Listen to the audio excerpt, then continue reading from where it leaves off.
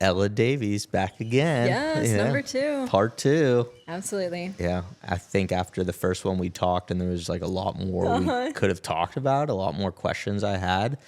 And it was funny, after the first one we got into a really big discussion right after about productivity and grind culture. Yes. And we were both like, we could spend a long time just talking about that. So I was like, why don't we do a part 2? Yes. That sounds good. Absolutely. Thank you for having me again. Thank you for joining. So with that said, productivity and grind culture, I want to get your take on the whole thing, but I also want to just start by talking a little bit about what I've seen as well.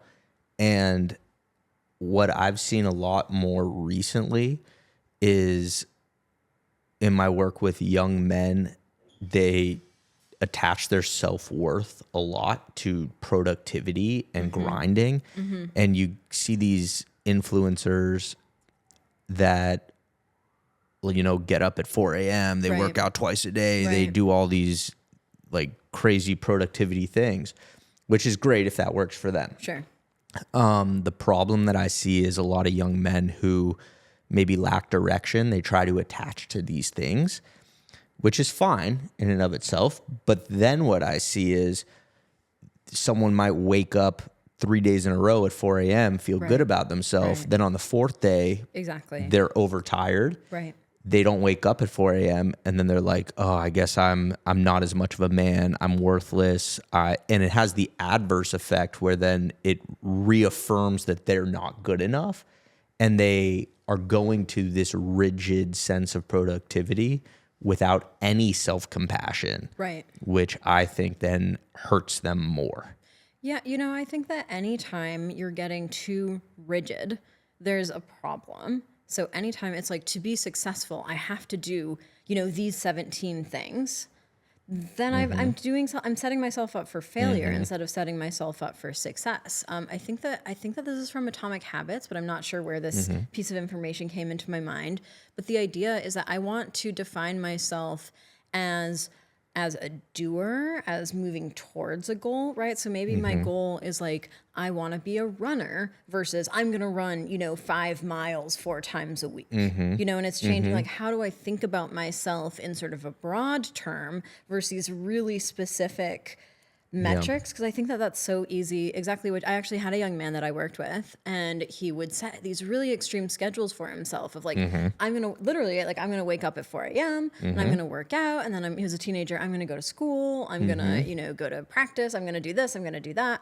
And he inevitably, I mean, listen, 16-year-olds were not waking up at 4 a.m. to work out. Like, it was not ever going to happen for him. But every time that he would set that goal and then it didn't happen, he would be really down on himself. Like, I don't understand what's wrong with me. I don't know why I can't do this. Like, this is the path to success, and I'm not walking it. Yeah.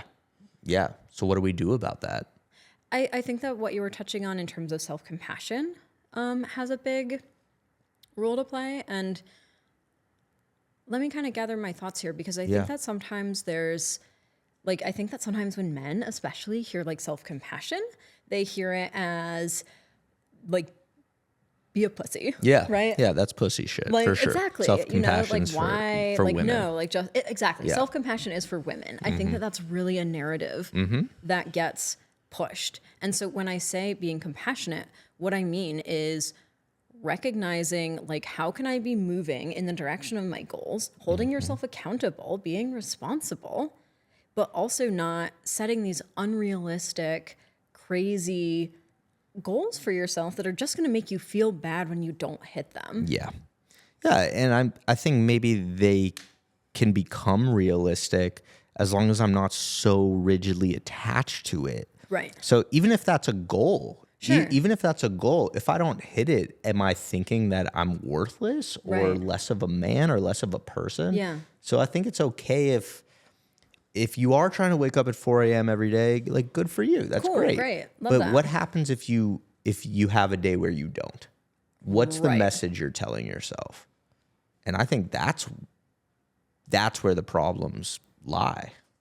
I think what happens when we don't meet our goal. I think Yeah. that's the biggest thing. So, okay, so let's say I have this goal, and let's frame it a little more broadly. Let's say I want to wake up early and take care of my health, like before kind of my obligations as, a dad, a partner, a worker, whatever, kick into gear. Cool, like that's great.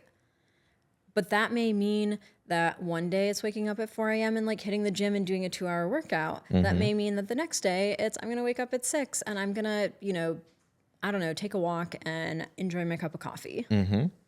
I'm still waking up early and taking time for my health in both of those scenarios. For sure. And I think too much is made about waking up early also. Right. I hate waking up early. Listen, I have a very firm no therapy before 10 a.m. rule. It does not work for me. And my own therapist is like, I don't even think she wakes up until like noon. Yeah. And that works for her. Right. She's a night owl. That works for her. Right. Like, and she's a published author and Right. so who's to say, I guess, what's the recipe for success? Like you find what works for you. And I don't think there's one way. Yeah. So I think something else that's worth considering is I heard this quote recently, and it's along the lines of, you can do anything, but you can't do everything. And I think that is where we run into trouble. It's like, listen, if I really want to, get those gains in the gym, and that's really a priority for me, cool. I can prioritize time for that. I can, invest money and energy and effort into doing that. But if it's like, I want to be, super ripped, and I want to be this successful at my job, and I want to have this side hustle, and I want to be dating, and I want to be doing all of these other things, and I want to be doing them all at this like high tier level, like something's got to give. Yeah. And I don't think that's the message we're receiving from people on social media. It's you should be doing it all, and there's something wrong with you if you're not. Yeah. So are we looking up to the wrong people? I think there's this quote.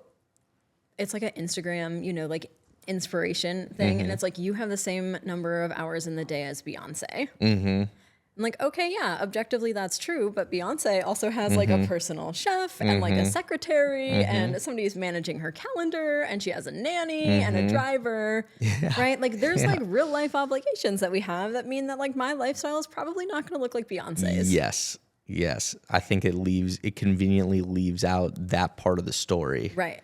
I don't think and you can get there, but it's like you have to struggle in the same way that Beyonce probably struggled early on, right? And I think I realized this recently in my own life, having a daughter and working as much as I do and spending time with my wife. And like, I have put the gym on the back burner, which I'm not proud of, but it's also, I have compassion for myself in the sense of this is the phase of life that I'm in right now. I have to prioritize when I'm done working. Am I going to hang out with my daughter? Am I going to the gym? What's more important to me? And something's got to give. Exactly. And I'm definitely prioritizing my daughter every time over the gym. Right. And you can do some like tosses with her. Yeah. I try to incorporate some exercise into the activities, but I mean, just typical gym stuff isn't really right. You're not going and running 5 miles on the treadmill. Yeah, there's just not time for that, and that's okay right now. The goal is to get back to that, but I need to figure out a system in order to do that. And right now, that's not happening, and that's okay. And I think that's a self-compassion piece, Alex, of like being able to recognize that, like, okay, these are, let's call it my top 3 priorities, and it's like family, it's work, and it's, I don't know, one other thing.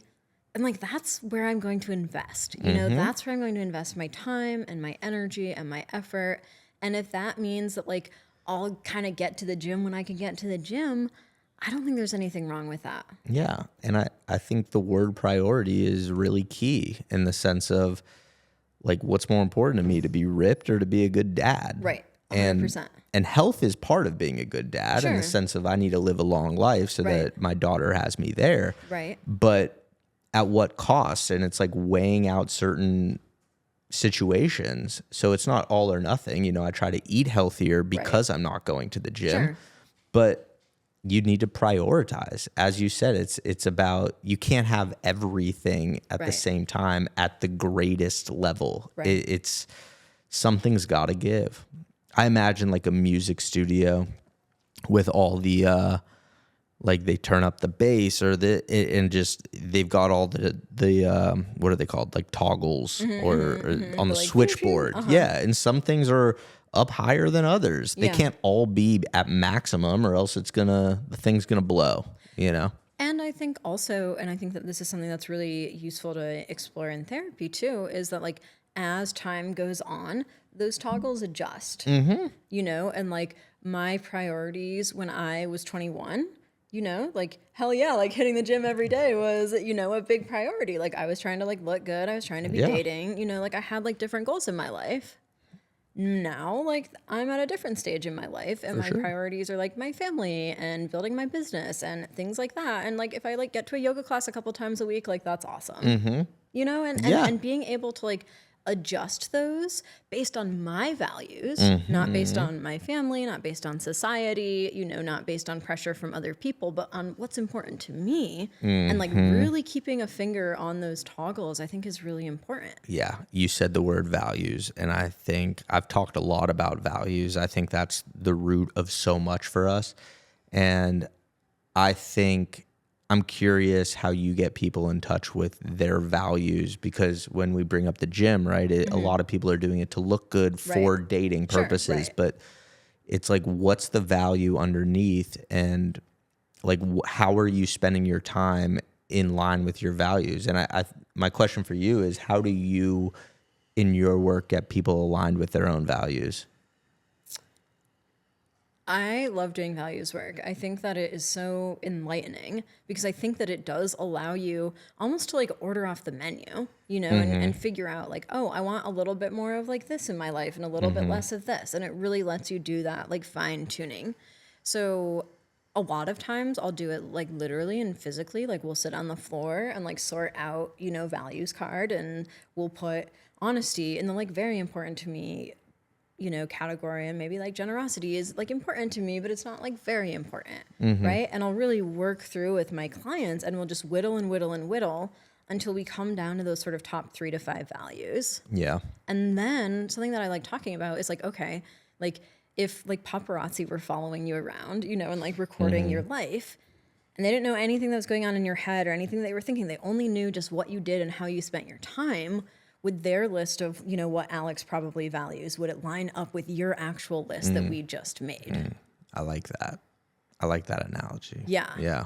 Because a lot of times, people will tell me like, oh, I really value my family. And I'm like, cool, when's the last time you called your mom? Yeah. And it's like, Yeah. oh, 3 weeks ago. Yeah. Right? Yeah. I'm like, that's cool. That's fine. Like, there's no judgment in that.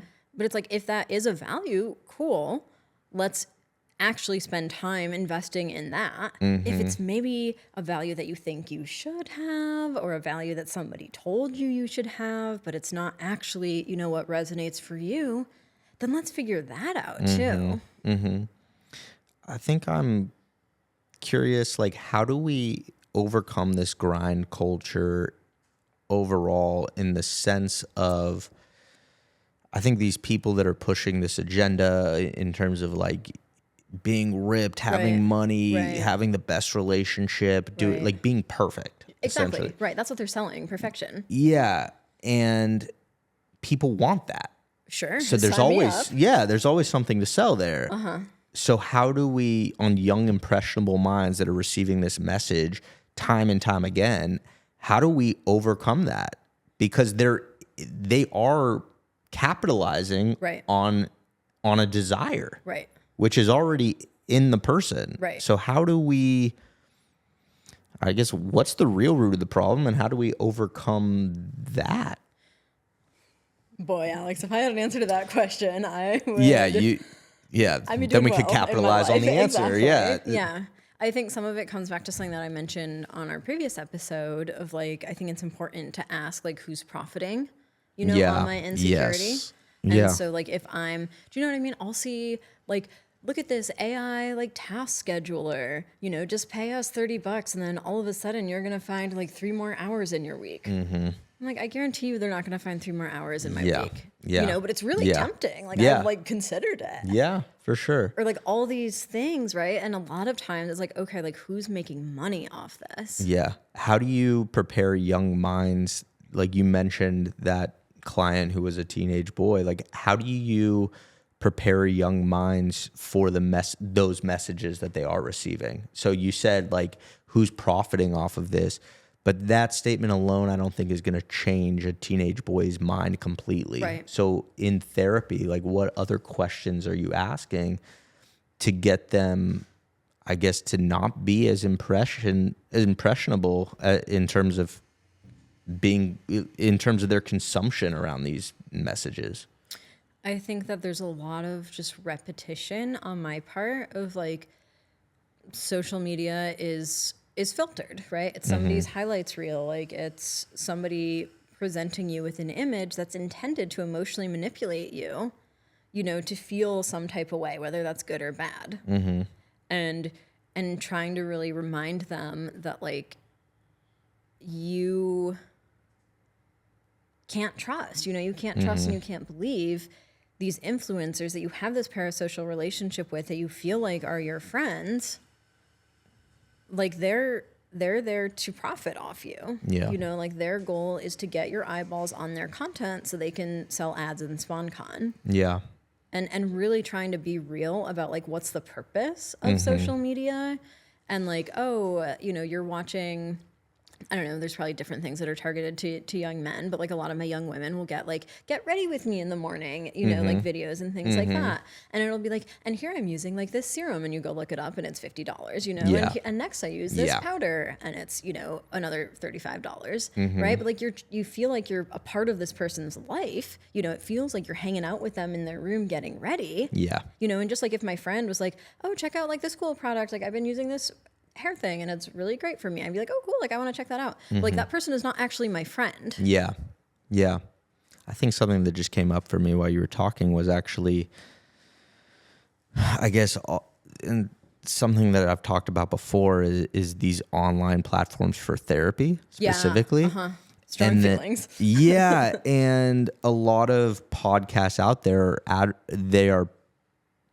these online platforms are advertising on these well-known podcasts. Right. And it's like pushing people into, I guess, negative situations. Right. And how do we filter bullshit?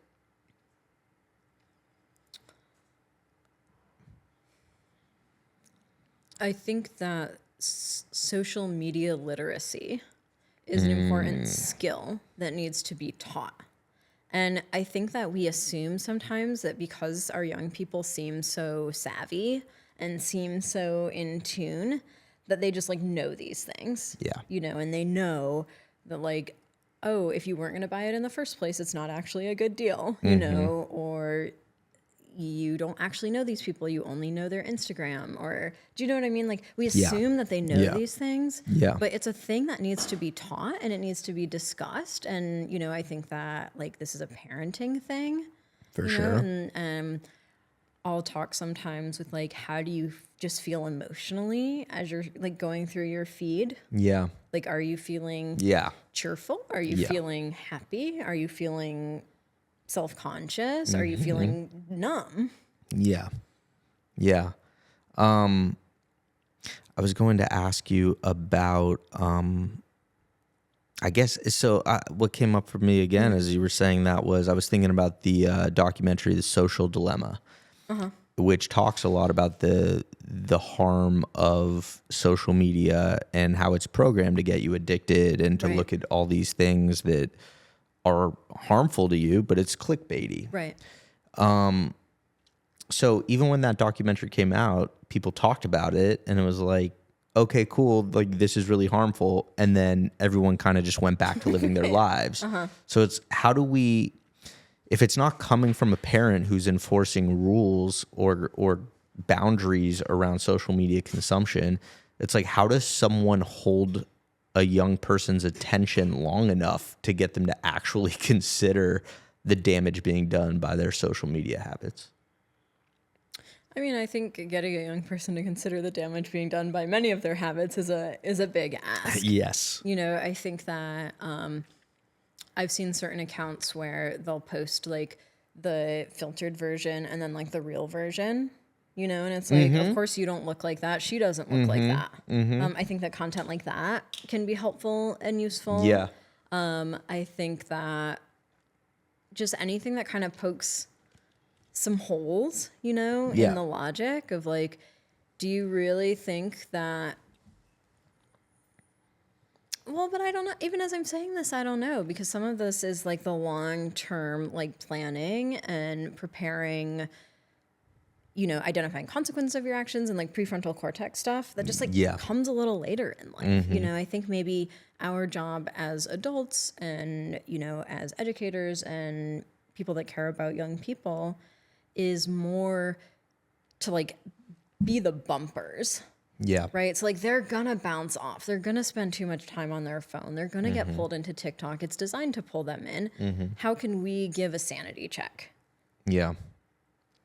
I think we're due for a massive correction in the sense of, I guess everyone's looking at perfection and Yeah. there's this desire to attain that. But what I've been noticing recently is more people are searching for authenticity, and that seems to be attracting more attention. So I hope that there's a massive correction coming in the sense that people realize that authenticity is the goal and not perfection necessarily. I think that I also hope that. I think that authenticity is vulnerable. Yes. And I think that that makes it hard. I think especially for young men who are really trying to work on kind of projecting this image of, you know, confidence and power and strength, that like it's really hard to be the authentic me, you know, especially Yeah. publicly. It's so funny though, because it's so reverse. It's Yeah. like the more authentic and vulnerable you are, it's like a superpower. Right. It's like if you own it, it comes across more confident. I was having this conversation with somebody, with a few people actually, and someone said a really random, kind of absurd comment, and I was in conversation with this person, Yeah. and I had no idea how to respond, and what was going through my head was, how can I respond in a way that makes them feel okay? Right. That it was okay that they said that. Yeah. And then another person just chimed in and was like, I have no idea how to respond to that. And I just thought, how authentic was that? Yeah. And I wish I would have said that. Yeah. And it kind of deflated the awkwardness. Right. And the other person didn't feel like attacked by Right. that. They just were like, oh, I guess that was kind of a That was a weird little thing to off the say. wall. Yeah. And it just got me thinking about my own attempts to avoid even vulnerability at times. But leaning into that is like a superpower. Right. Like, I have no idea how to respond to that. Right. And that person just took the awkwardness completely out Yeah. of it. And what confidence he displayed by just admitting, I have no idea how to respond to that. Yeah. He appeared more confident in my eyes because he had the courage to Just be honest. yeah. Yeah.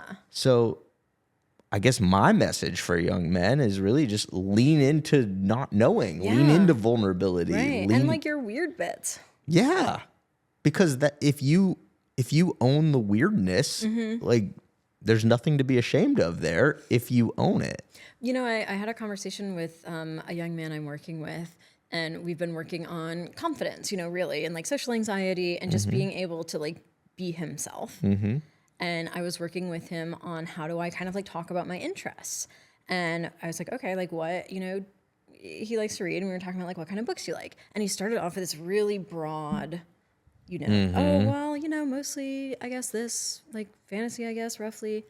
And like was really like backfooting it. Yeah. And I kept drilling down. I'm like, okay, like what, you know, what Yeah. type of genre, what authors have you read this? Like, what about this? And then he hit on like a specific subgenre. And I was like, oh, cool. Like I've read, you know, this book in that genre. Like, did you like it when like this thing happened?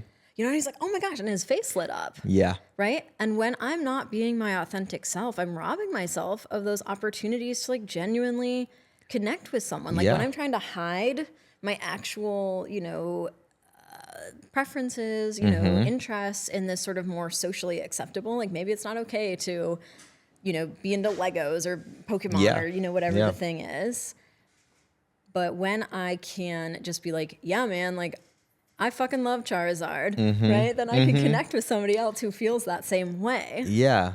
And I can't help but feel sometimes like people, when they're kind of beating around the bush, they're trying to get a read on you to see what's acceptable for them to say, or like, what are your preferences? So then I can just jump in with whatever you're saying. It's people pleasing. Right. And they're basically chameleons, just adapting to whatever person that they're talking to and their preferences. But then you have no sense of self. Exactly. And then all these things that we've been talking about confidence, about self-compassion, about prioritizing your values, I can't do any of that if I don't have a sense of self. If I don't know who I am, I don't know my priorities, I don't know my values, I can't be my authentic self if I don't know who that is. Yeah.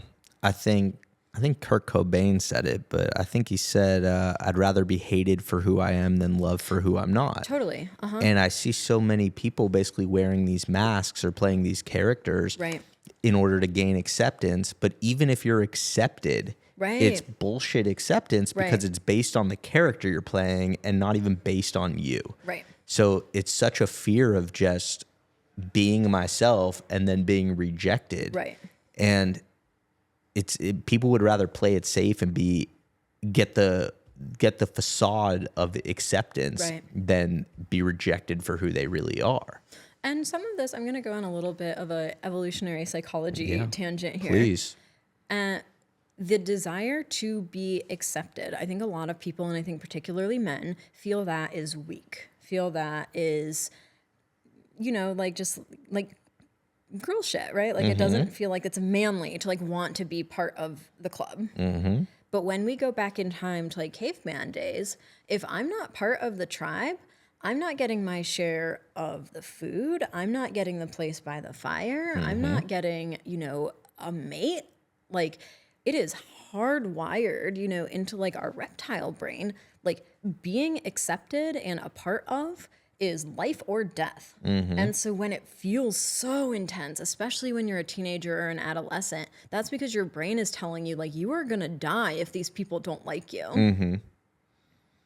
So since it is rooted in realness for sure, but how do we, I guess what's more important in the sense of if I am being accepted and I am living because I'm pretending to be this character and I am accepted, at what point is that no longer helping me though?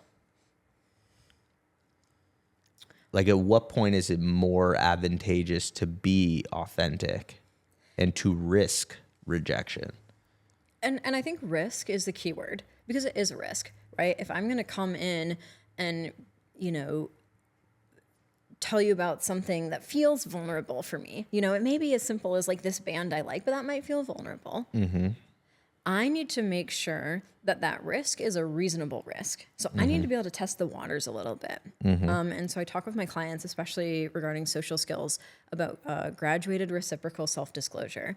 And that's really a big fancy way to say, I'm going to start with like a level 1 non-scary thing about me. And then I'm going to wait for you to share a level 1 non-scary thing about you. And then once you've said that, like I'm going to share a little bit more about me. And if you respond okay to that, then I'll share a little bit more. But I can't go from my favorite color is green to like I have terrible childhood trauma. Right? Like that, I call that taking the elevator instead of taking the stairs. And so before I have gauged that someone is worth my trust, I want to make sure that they were okay with, and I really like Bridgerton, and like my parents got divorced when I was a kid, like I want to start with some escalating, disclosures to make sure that person I want to share with is a safe person to share with. Yeah. I also think context is important in the sense of, is it socially, is it at work, is it, and the reason I bring that up, I'm thinking about Maslow's hierarchy of needs, because if my survival, if I need food and your acceptance of me is reliant. I need to be accepted by you in order to feed myself that day. Right. I might have to bullshit. Sure. I mean, like, oh my gosh, I also love Kurt Cobain. Yeah, exactly. Like if I'm the one that's giving out the food, then of course I need to play the game a little bit. But if your basic needs are met, I think you have the freedom to be a little more authentic. And so on and so forth. There's a reason it's called fuck you money, right? Right, exactly. Because if you have enough money and all your needs are met, then you could essentially be fully authentic. Right. But at what point is that? I don't know. Now my mind's going in terms of like wealth and what that does to people as their needs change. Like as you climb the social ranks, what does that do to the human psyche? You know, this is interesting because I feel like we're starting to veer into like trauma. Because I work with, my trauma clients, it's really hard to distinguish between feeling uncomfortable, feeling anxious, and feeling like unsafe, right? Because those things just feel the same all the time. Like if I've experienced situations where I have been unsafe, maybe I've experienced homelessness or I've had food insecurity or I've experienced, abuse or domestic violence or, whatever it may be, like I'm going to feel unsafe a lot. And so it's going to be a lot harder to be like, oh, I don't actually like Kurt Cobain, because I don't feel safe to do that. Absolutely. It's confusing. Yeah. Because it's confusing. Yeah. Trauma makes it so confusing to know when you're safe and when you're not. Right. I think that's what really traumatizes people. Totally. And in a lot of, I think in kind of our society, like a lot of people that experience trauma are experiencing it in places where they should be safe. They're experiencing it at home with their parents, or experiencing it in relationships, or experiencing it, at schools or churches or, what have you. Like in places that we're told as a society, like that's where you're safe. Yeah. And so when I experience profound unsafety in those places, how am I supposed to believe you when you tell me, oh, I'm safe at this park. Oh, I'm safe, at this person's house. Yeah. So how do you approach trauma because I personally, when I work with people with trauma, I don't try to just hammer home the point like you're safe, safe. Sure. Because who am I to say, based on their lived experience, who am I to say that they're safe? So how do you personally approach that with working through them to give them a sense of what is safe and what isn't as they move forward in life? Interestingly, I think that it's kind of similar to how I approach like values work. It's like, how do you define safety? What are the key components that you need to feel safe? Like maybe for you, safety is never going to be in a room that doesn't have at least 2 exits. Like maybe that's a thing that you need to be safe. And I'm not here to say that that's right or wrong, or like, well, but you should know that you're safe in this, room with 1 door, right? It's like, okay, like that's a necessary component for you. Like what can we do to make sure that you're mostly in rooms with 2 doors? Yeah. So it's honoring their existence and their experience. Yeah. And so kind of circling back to like that authenticity, like maybe your lived experience is that it's not safe to be authentic.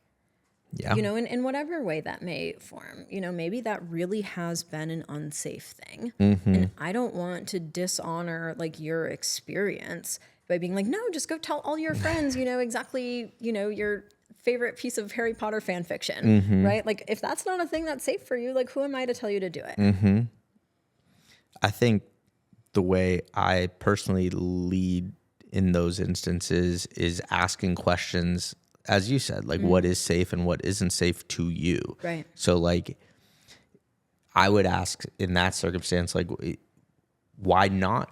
Yeah. Like why not share your interest in Harry Potter fan fiction with your friends? Right. What does that feel like for you? Yeah. And then they can, through questions, I find that people gain a better understanding of their own experience of safety or just anything really. Yeah. But I think that's just the way I approach therapy in general is really just asking questions as opposed to giving answers.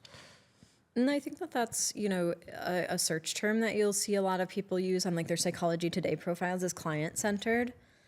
But I think that's really what it is like trusting that the person I'm talking to like knows what's up, and knows what they need in their life. And maybe is having trouble getting there, but like they know where they're trying to go. I want to bring this back to we've wandered a ways. yeah, I love wandering, but I want to bring this back to grind culture, and I guess how does it show up differently between men, women, transgender? Like, how do you see it with the clients that you've worked with? How do you see it impacting people differently? Is there one population that experiences it worse? Is there, I mean, we've talked a little bit about young men, but I'm curious how you see it affecting young women as well, or transgender people, or all genders. Yeah, I think that it totally exists for everybody. I don't think that you can escape it in our society.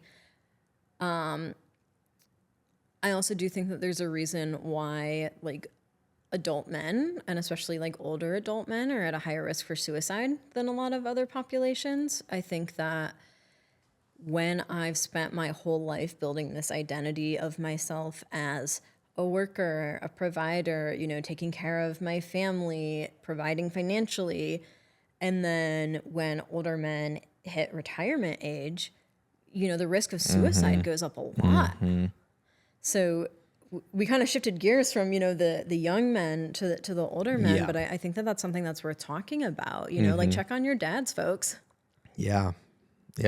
I think you hit the nail on the head with, they take care of these responsibilities for so long and they get to an age and they're just like, who the fuck am I? Right. And I think that the comment you've made about worth, like earlier on, is that like, well, if I'm not doing those things, you know, if I'm not bringing home a paycheck, if I'm not, you know, doing whatever things I was doing, then I feel worthless. I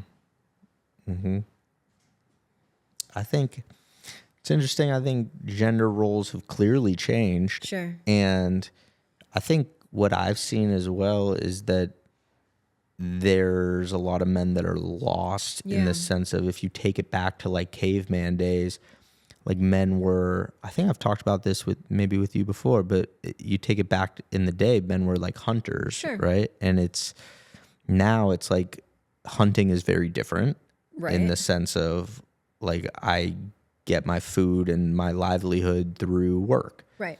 Well, women are just as capable of doing work as men. So women are hunters as well. So if men aren't the only ones hunting, then what is their role in society?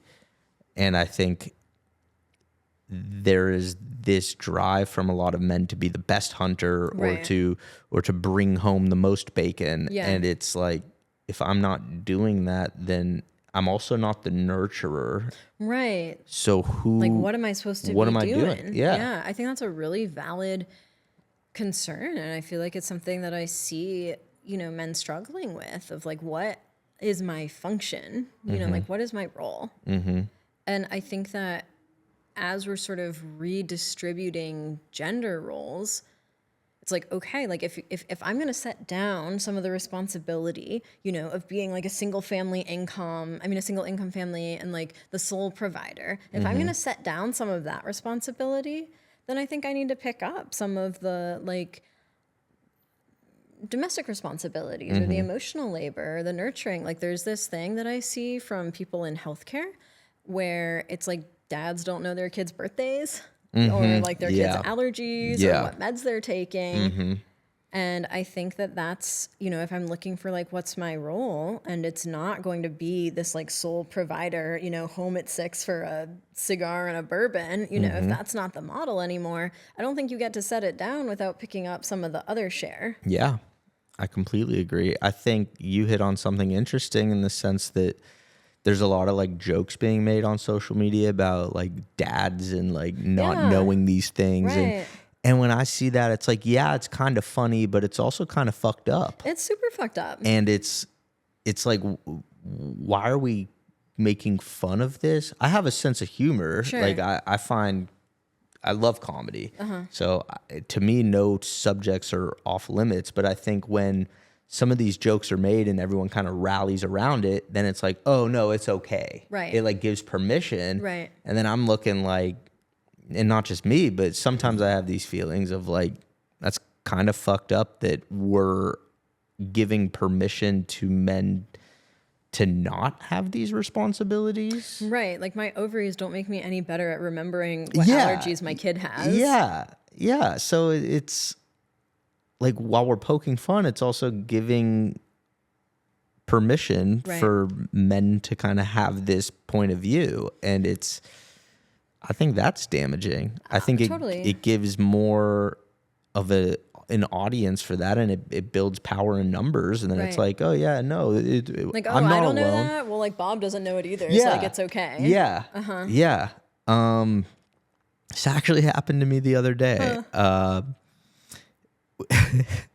going to tell a funny story. Yeah, let's hear it. I was at a really good friend's wedding this past weekend, and we were at it's a really good friend. I was one of the groomsmen, and we were at the rehearsal. There was a rehearsal lunch, and I was with my wife, another groomsman, one of my good friends was with his wife, and one of my other good friends, who was a groomsman, was with his girlfriend. And the six of us were talking, and all the women were talking about when they found out that they had to go to the lunch because us men failed to give them a heads up. And I felt guilty about that. Yeah. That I've, not to make excuses, but I've had a lot going on. So I thought I had told my wife, totally forgot to tell my wife. I told her, I think with like a week and a half advance notice, when I had known for months that this lunch was happening. Right. And I told her a week and a half in advance, and she had to take off a day of work in order to make it happen. But it became more difficult than it had to be. And then we were going around, and the other women in the conversation found out even later that my wife found out. And we were kind of making fun of it, like, oh, us stupid men, we don't even tell our significant other when to be at this place because it conveniently just like escapes our minds. Right.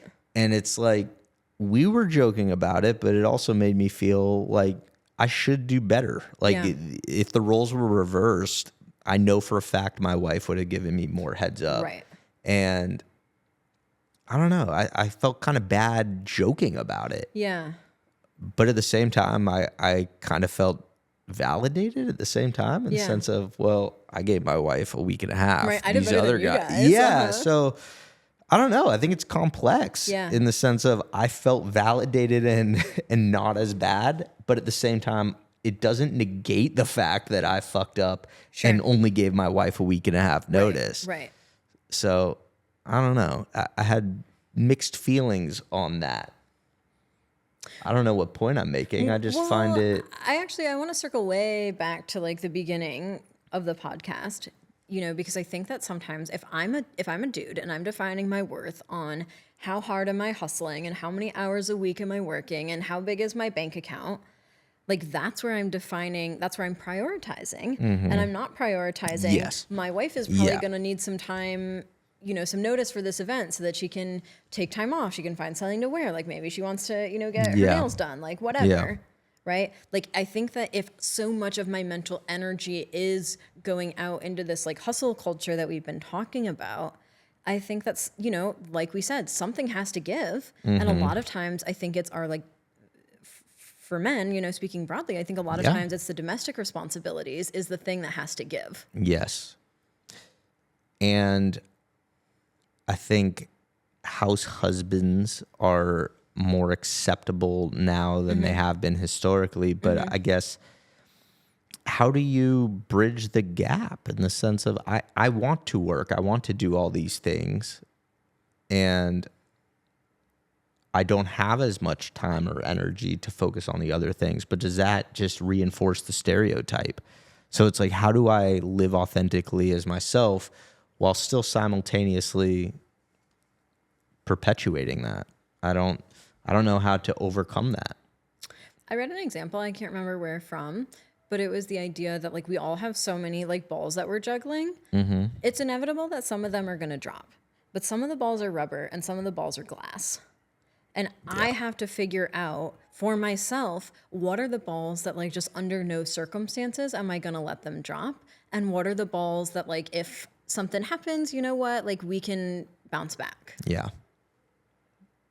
Yeah. And I think that's a personal question, you know. I think And I think that it's season dependent, even like season of the year, right? It may be that like while your kids are in school, I have more time to like focus on the business, but like maybe over the summer, I want to be more present, and like Yeah. continually making those shifts on like kind of a day by day, month by month Yeah. basis so that you can really figure out what's important to me right now. Yeah. It comes right back to our conversation about values, I think. I think that's every time that I'm making a choice about how I'm spending my time, I'm making a choice about like what I'm prioritizing. Like if I want to make a choice that I want to sit on my couch and watch Netflix and eat snacks, like that's a totally valid choice. It may be that I want to prioritize rest. The problem is that when it's not being made choicefully, Yes. if I'm Yes. deciding, Yes. that's how I want to. So I was telling you before we started, we have this like big excursion tomorrow. And so my husband was like, I want to kick it at home and like take it easy and not go out tonight. We're choosing, let's prioritize rest so that we can do this big fun thing tomorrow. Yes. And I think I love that you just said that. I think prioritizing rest so that you could then do something that fills you up more. Right. I think in this grind culture, we forget that rest actually propels us forward Right. in the macro. Right. It's not about just grind forever and then like you will burn out. How do Right. you not? It's like rest is productive. I Yeah. think we forget that. Right. That we are batteries and we need to recharge. 100%. I talk with my clients sometimes about like, okay, yeah, my car could drive 100 miles an hour. I could drive it everywhere at 100 miles an hour, but that's going to be unsafe and reckless.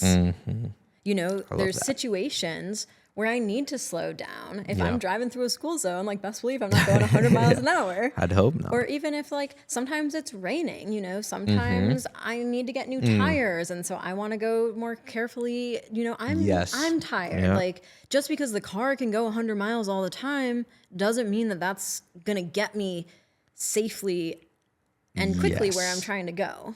I love that analogy. I'm going to steal that. Yeah, that was, do it. That Take was it. perfect. I want to be mindful of your time, but I also want to ask you a hard hitter here that Okay, let's just go. randomly came to me when I asked you the question about genders, and I wanted to get your take on what age. This is a hard hitter. At what age is it appropriate for a young person to consider gender reassignment? Oh, okay. This came up recently. Someone asked me that question, and I actually thought of you in the sense that Ella is the all-wise one to me. So I wanted to just get your take on that because I didn't have a great answer. I don't know the answer to that. I think it's very situational and case-by-case basis and based on like reasons for the individual. Yeah. But yeah, I wanted to get your take on that. I mean, I think that my take is kind of similar to your take, and I don't have a 17. I don't have a numerical age. What I will say is that I would want the young person to have sufficient socio-emotional development to be able to really think through both the pros and the cons of that. I would want them to have a really good understanding of the ways that might make their life feel really affirming and fulfilling and validating, but also the ways that might make their life more difficult and possibly more dangerous. I would want to make sure that this was something that they really understood what they were getting into and that they had the emotional maturity necessary to do that. And that's going to look really different for a lot of kids. Maybe that's when you're 12, maybe it's when you're 25. And what do you do if there's a 25-year-old who is incredibly impulsive and is convinced that they're making the right decision? And I'm not even talking about gender reassignment at this point, but what do you do when there's a 25-year-old who's incredibly impulsive, convinced that they're making the right decisions for them in the moment? Yeah. How do you get them to take a step back and actually consider the long-term ramifications of what they're doing? I mean, I think that goes for any sort. I think that a lot of our job as therapists is helping people make decisions, not making the decisions for them, but really helping them weigh out how this might go. So my answer would be really similar, if it were moving to a new country, you know, starting a new career, like getting a nose job, like, you know, breaking up my long-term relationship, joining a new religion, you know, like I would want to be having really similar conversations in all these situations about like, what are you hoping for? What are you thinking that this is how it's going to look? You know, what are you worried about? What do you think is the risks? You know, have you considered XYZ positive and XYZ negative? You know, I just want to make sure that they're looking at the whole picture, you know, for whatever big decision it might be. Yeah. And what I try to do in those situations is just slow people down as much as I can so that we can have those discussions. Yeah. And if they still feel that way, Then that's their, I mean, yeah.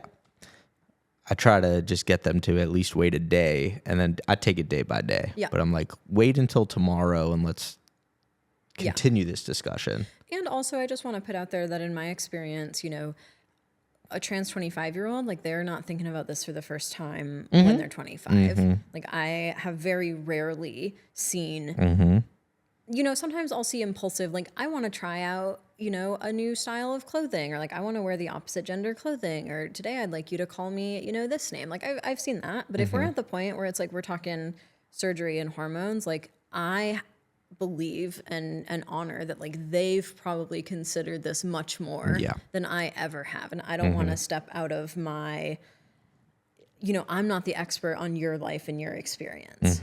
So I think that's important to note too. Yeah, I agree. And I think I completely agree with the take that it doesn't matter the age so much as it matters emotional intelligence and ability to weigh out these decisions. And I think it's worth saying is that sometimes if I'm going through my life with a lot of like gender dysphoria and depression and even like PTSD maybe from my experiences, like it may be that being able to live in a body that's more authentic to me is going to help me, you know, make better decisions and be more clear-headed and like be less emotionally impulsive. So I don't ever really want to be the gatekeeper of that. Couldn't agree more. Couldn't agree more. Remind the people where they can find you, Ella. All right. I'm Ella Davies. You can find me on social media at TBH Therapy, my website, tbhtherapy.org. Hit me up. Thanks, Ella. I appreciate you. You're welcome. Thank you again.